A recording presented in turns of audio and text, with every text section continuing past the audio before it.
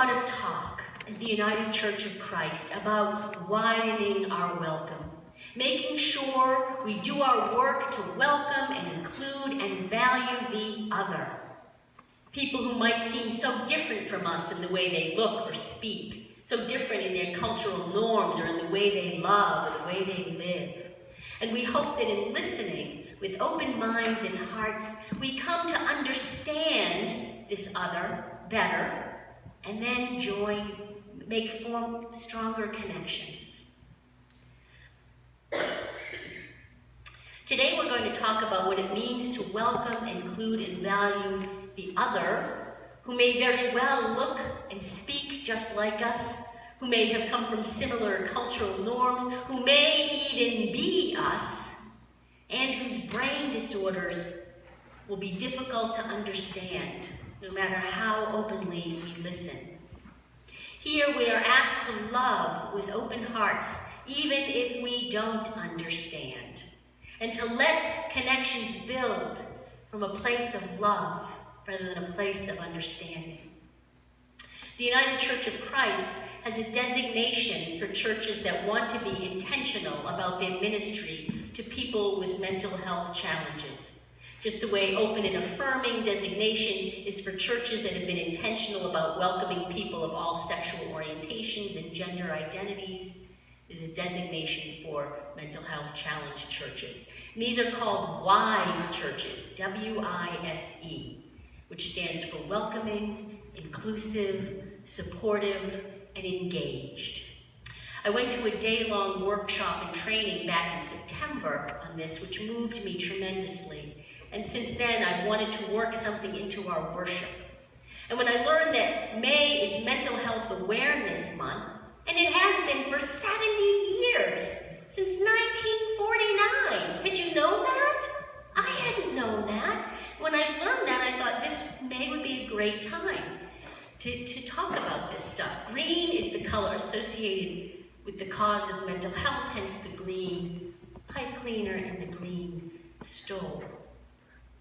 Now, the keynote speaker at the training was the Reverend Sarah Griffith Lund. She's a regional minister for the UCC in the Florida Conference, and she wrote this wonderful little book called Blessed Are the Crazy.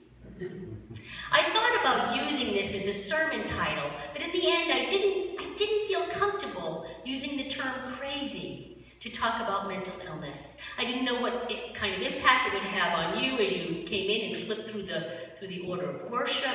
And I also don't feel I have the right to use a term that has been hurtful to many. But Reverend Sarah, I believe, has every right. She begins her book with a definition of the word crazy, and she acknowledges that the language is controversial, but she explains that she chose the language intentionally because it reflects most closely her experiences with mental illness. She also uses this term through her book called Crazy in the Blood to talk about the genetic predisposition of many brain disorders. Reverend Sarah has crazy in the blood, with her father and her brother suffering from severe mental illness. And her book weaves much of her life experience with crazy with her Christian faith. Reverend Sarah says that next to Jesus, her father has been her greatest spiritual teacher. And her hope in writing the book is that all readers, but especially church people, will, through their love, become sources of hope and healing for people with mental illnesses and their loved ones. When she was a child and a teen, it was important for her to try to hide the crazy in the blood. She didn't want anyone to know about her father, who was a smart veterinarian, who had bouts of mania that made him violent towards his family, unkempt in his appearance, reckless with the money, nonsensical in his speech. His untreated bipolar illness wreaked havoc on the family. And finally, her mother took the 5 children and left him when Sarah, the youngest, was 10. She didn't have a lot of contact with him after that, but whenever she did, whenever he called or showed up suddenly to see her or sent care packages full of paranoid literature. She said every time she had contact with him, it was either sad or scary or both. And for a long time, she felt fearful, angry, resentful, even bitter towards him. But it was in her growing love for Christ that she found healing. As she learned more about Jesus, and as she grew in spirit, she found Christian mercy for her father. She prayed and asked God to remove the anger and fear. And she says, although she still felt the pain that her father's illness caused, it was no longer personal to her. It was no longer a source of shame or resentment. She could let go. Reverend Sarah has spent a great deal more time with her beloved older brother, who also has bipolar disorder. In addition to the genetic predisposition he carried, this brother caught the greatest amount of their father's verbal and physical abuse. He was put in some horrifying situations. He was frequently accused of being a demon. He was often beaten after church so that faith, church, and abuse became connected in his mind. His first hospitalization came at age 18, and though he finished college and grad school, all on full scholarships for his grades, he earned a PhD in biochemistry at a top university. His graduation was the high point of his career, and it wasn't long before he was unable to work at all. I love it. He talks a lot to his sister. He's amazed that she's a minister, and he talks about his relationship with faith. He says, when I'm stable, I believe in God, and God is helpful. When I'm manic, I believe I am God, and when I'm depressed, I don't believe there's a God at all. It's an interesting take. Reverend Sarah hopes, and I hope, that in talking more openly about mental health and mental illness, some of the stigma attached to it will fade, so that going to see a professional for problems with depression or anxiety or PTSD and so forth will seem as natural as seeing a medical profession when you have pneumonia or a tick bite or heart disease or cancer. Reverend Sarah tells of her own and her mother's reaction when her brother says that he is going to see if he can qualify for disability. They think he has given up. They think that maybe if he just tried harder, he could be healthy again, and that maybe work is what he needs to help keep him stable. But her brother shared with her the comfort he took in the words of the man who interviewed him to qualify him for disability. The man said, I commend you. I commend you for being a strong person with an invisible disability. Everyone can see that I am disabled because I'm in a wheelchair, but people cannot see your disability. I'm reminded of my own ignorance and intolerance. Several years ago when I was dealing with a coworker, this coworker was suffering terribly from depression. He was absent from work frequently, he neglected his paperwork, and these actions just angered me because it increased the workload for the rest of us. We had to cover his groups and fill out his paperwork and his insurance forms and so forth. I even confronted him about it. I just barely avoided calling him selfish, which was what I thought. But I asked him, don't you consider us at all?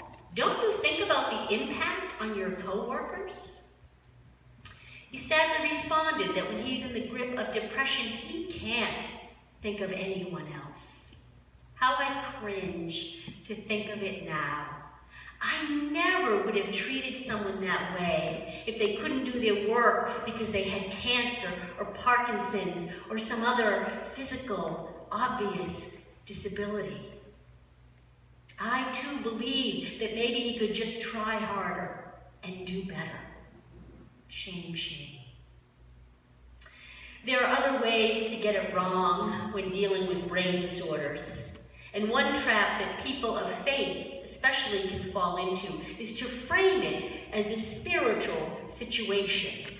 It is either a spiritual problem that can be healed if only one would repent or pray harder, or it is maybe a demon that needs to be exorcised, or it is a cross to bear, maybe even a spiritual gift from God to help keep you humble.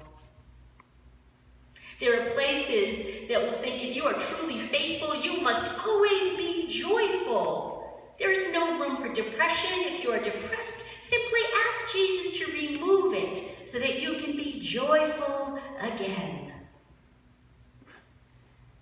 Mental illness can lead us to the deep questions about God's creation. We're told that God created us and saw that it was good. And when you have something genetic that doesn't feel good, but that is woven into your being, is it okay to challenge that creation, to say, maybe this part is not good? I appreciate those deep questions.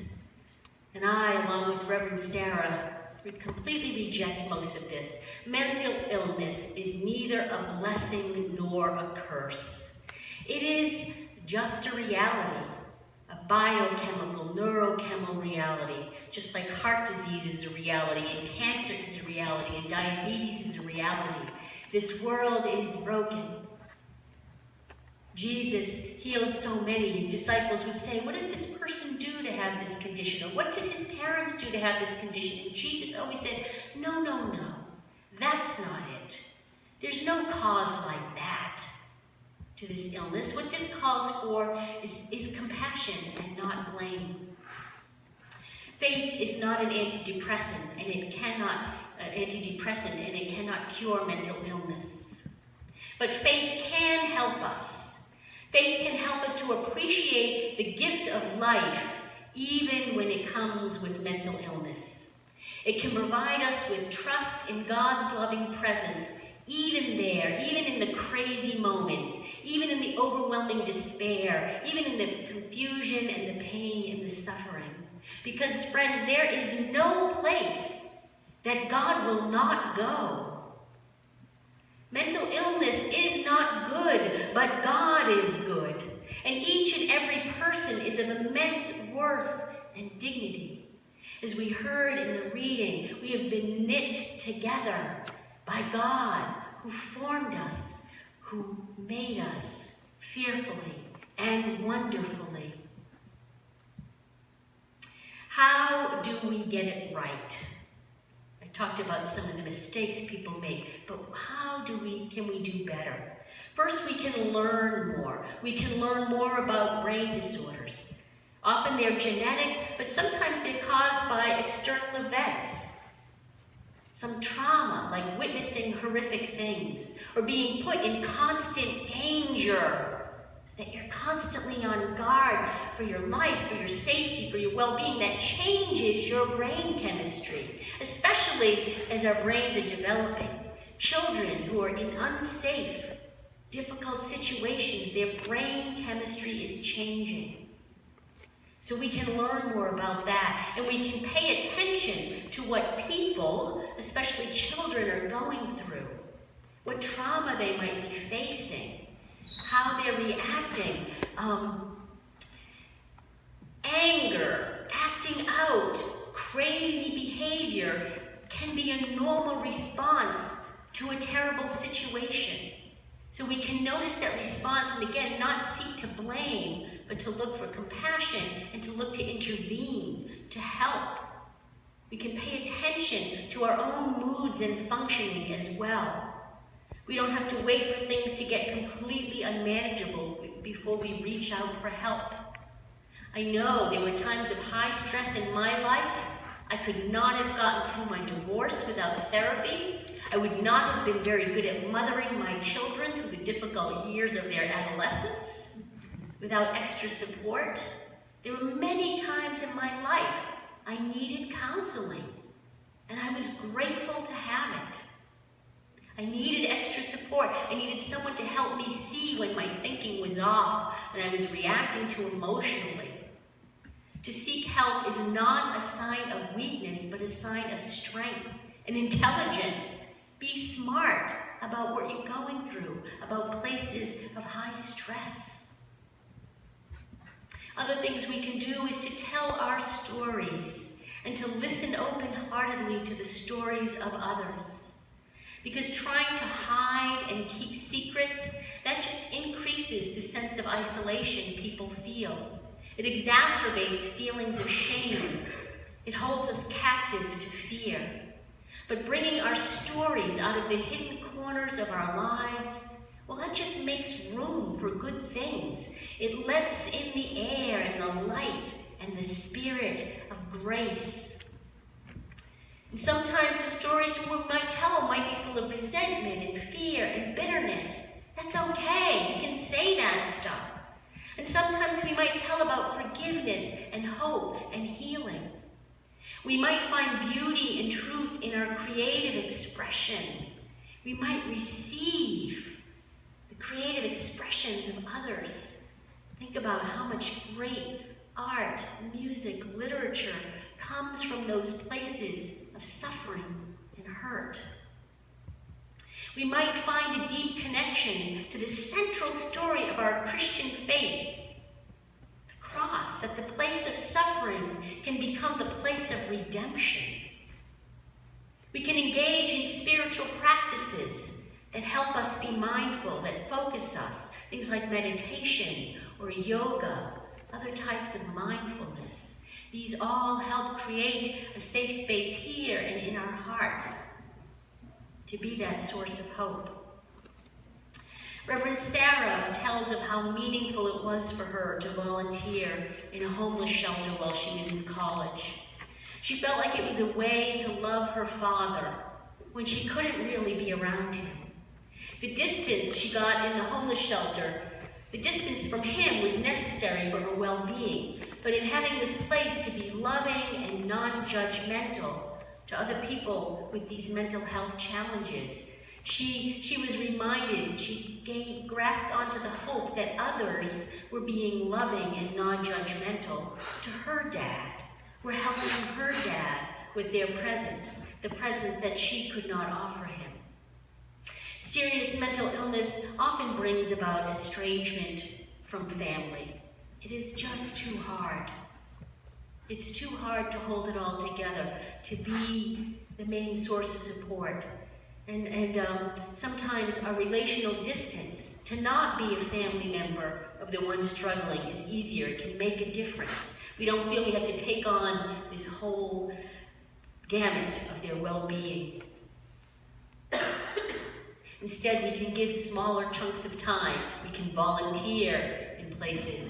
We can sit with a friend. We can, instead of avoiding the person who seems very needy, go right there and listen for a little while. We can give our full, non-judgmental, loving attention to someone who is unkempt and paranoid, or maybe depressed, feels like they're sucking all the air out of the room, and we can stay present even in that. When we stay welcoming, inclusive, supportive, and engaged, we may very well find ourselves connected with the most wonderful spiritual teachers. May it be so.